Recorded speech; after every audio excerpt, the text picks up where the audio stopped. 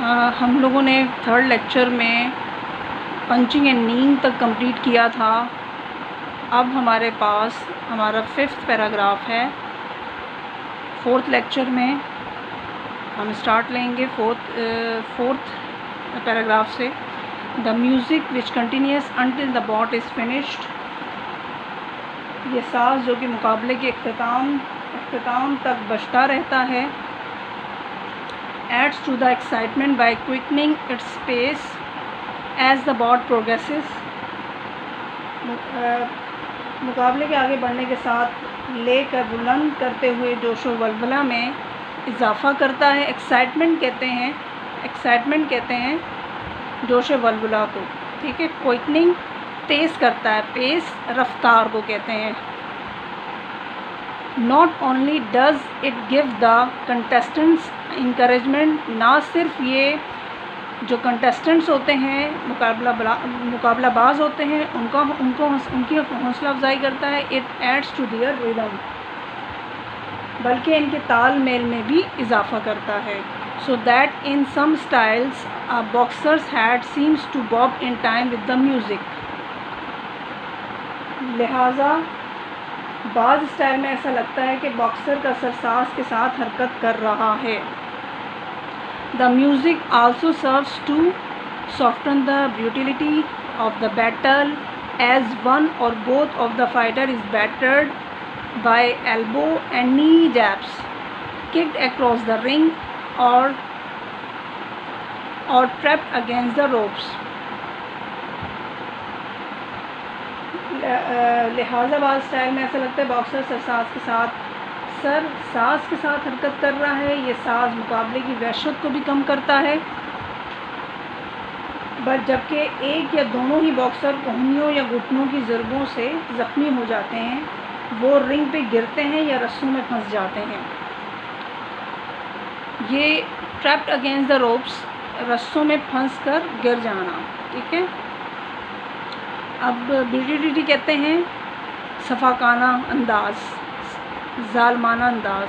अब ये उस जो मुकाबले की सफाकाना या वहशत होती है उसको कम करता है ये म्यूज़िक। फाइटर लड़ाकाबाज फाइटर्स जो होते हैं, ठीक है। Thai boxing bouts appear to be rough and tumble affairs. यूँ लगता है कि थाई बॉक्सिंग के मुकाबले एक दूसरे को गिराने के लिए होते हैं। ये रफ एंड टम्बल अफेयर्स का मतलब है कि एक दूसरे को गिराने के लिए, मतलब ये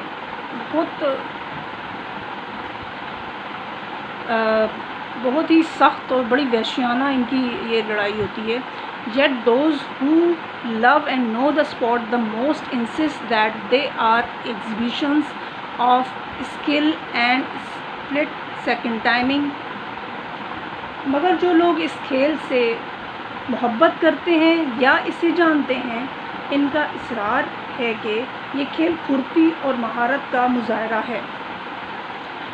एग्जीबिशन ऑफ स्किल, महारत का मुजाहरा, एंड स्प्लिट सेकंड टाइमिंग, मतलब कि फुर्ती के साथ ये काम, ये जो गेम है सारा फुर्ती के साथ करने का गेम है। वही लोग जानते हैं जो इस खेल को जानते हैं, इस खेल से मोहब्बत करते हैं। The question is often raise, अक्सर बेशतर सवाल उठाया जाता है कि how effective would Thai boxing be against karate और जूडो, कि कितना ये जो सवाल उठाया जाता है कि कराटे या जूडो के मुकाबले में थाई बॉक्सिंग किस कदर मौसर है, इफ़ेक्टिव मौसर होना अगेंस्ट के खिलाफ। Thai boxers have successfully defeated many experts at other styles of martial arts. Thai बॉक्सरों ने दूसरे मार्शल आर्ट के खिलाड़ियों को कामयाबी से शिकस्त दी है। डिफीटेड शिकस्त देना, सक्सेसफुली कामयाबी से, एक्सपर्ट जो महारत रखते हैं, ठीक है। The most honest answer is that the effectiveness of the fighter depends on his stamina, training and courage. सबसे ज़्यादा दयानतदाराना जवाब ये है कि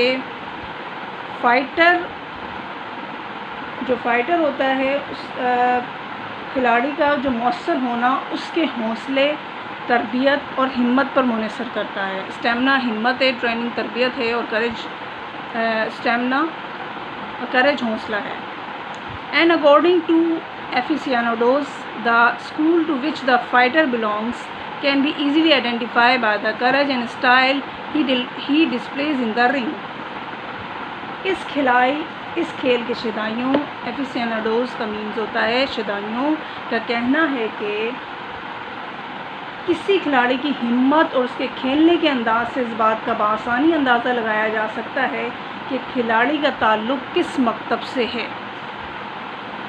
मतलब कि शदाई जो इस खेल को देखने के शदाई हैं वो ये कहते हैं कि जब किसी खिलाड़ी को हमने देखना है कि भाई वो कितना अच्छा खेल रहा है, कितना अच्छा परफॉर्म कर रहा है, तो उसकी हिम्मत से पता चलता है, उसकी स्टेमिना से पता चलता है, उसकी ट्रेनिंग से पता चलता है, उसकी डिस्प्ले होने की वजह, जो डिस्प्ले करता है वो रिंग में।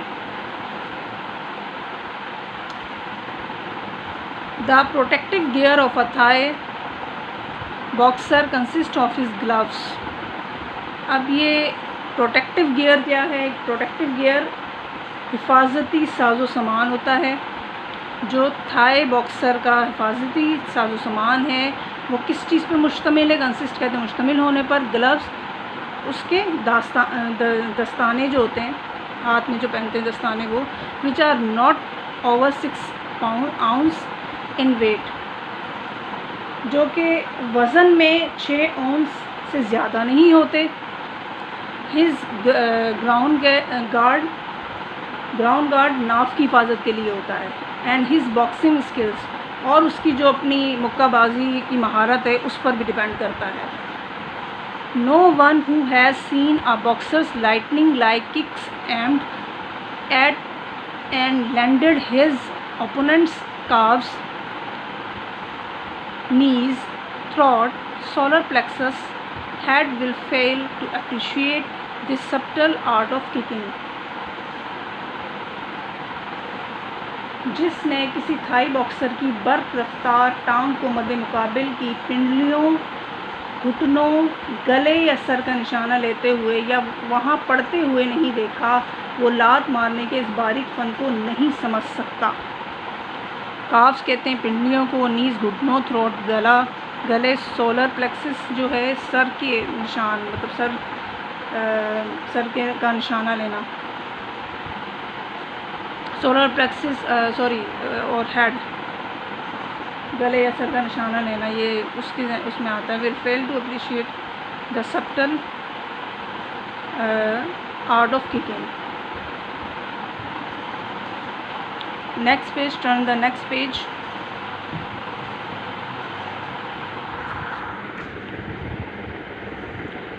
Although one rule states that no decision shall be rendered for boxers who lack proper fighting spirit, few boxers suffer this humiliation।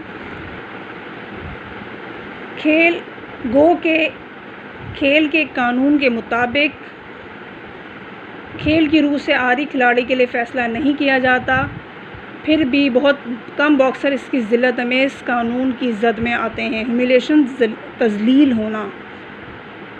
In fact the main intent of the fierce kicks and elbow and knee jabs is to achieve a knock out. दर हकीकत इन शदीद ठोकरों, कोहनियों और घुटनों की ज़रबात का मकसद दूसरे खिलाड़ी को ज़मीन पर गिराना होता है।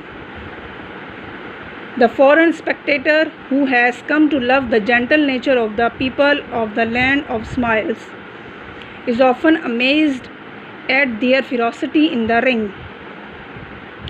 एक गैर मुल्की तमाशाई स्पेक्टेटर, फ़ॉरेन स्पेक्टेटर कहा जाता है गैर मुल्की तमाशाई जो कि इस मुस्कुराहटों भरी सरजमीन के लोगों से मोहब्बत करने लगता है, अक्सर हैरान फेरोसिटी मतलब कि अक्सर उखाड़े में इस तशद्दुद को देखकर हैरान रह जाता है। फेरोसिटी तशद्दुद को कहा जाता है। अमेज़ हैरान हो जाना। लैंड ऑफ स्माइल मुस्कुराहटों की सरज़मीन। फॉरेन स्पेक्टेटर मैंने बताया आपको, गैर मुल्की तमाशाई। Very often he sees only the sudden movement of a foot, अक्सर इसे पाँव की एक अचानक हरकत दिखाई देती है। अ बॉडी स्प्रॉल्स ऑफ द और the conveyance the fight is over, और एक जिस्म ज़मीन पर गिरा दिया जाता है और खेल ख़त्म हो जाता है। I hope you enjoyed today's lecture, and now your lecture is finished. Okay.